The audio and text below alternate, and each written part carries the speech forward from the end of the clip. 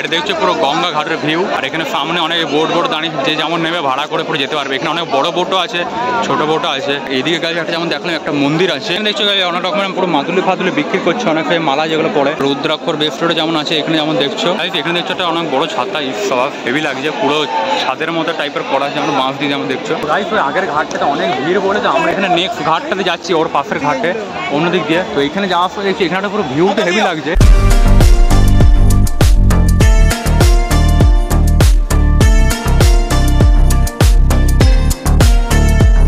এখানে একটা পুরো আলাদা টাইপের একটা পুরো টেম্পল আছে, যেমন দেখছো এখানে পুরো একটা শিবের পুরো একটা স্ট্যাচু, আর তারপর এখানে পুরো গ্রে কালারের বা চকলেট কালারের টাইপের বলতে পারো পুরো একটা ফ্রেম আছে। গাইস তো এখন আমরা তো অন্য ঘাটটাতে এসেছি, এইখান থেকে জাস্ট দেখছো সামনে কত ভিড়। আর আরতিটা মানে এই জায়গা করে এইখানে দেখছো একটা পুরো প্রদীপের মতো করা আছে, এই জায়গার উপরে একটা দেখছি কি আছে ব্যালকনি টাইপের, ওই জায়গাটাতে মানে আরতিটা হবে। আর এইখানে পুরো বসা যাবে, বাট এখানে প্রাইসটা অনেক বেশি হাই বলছে, 300 টাকা এক পার হেড।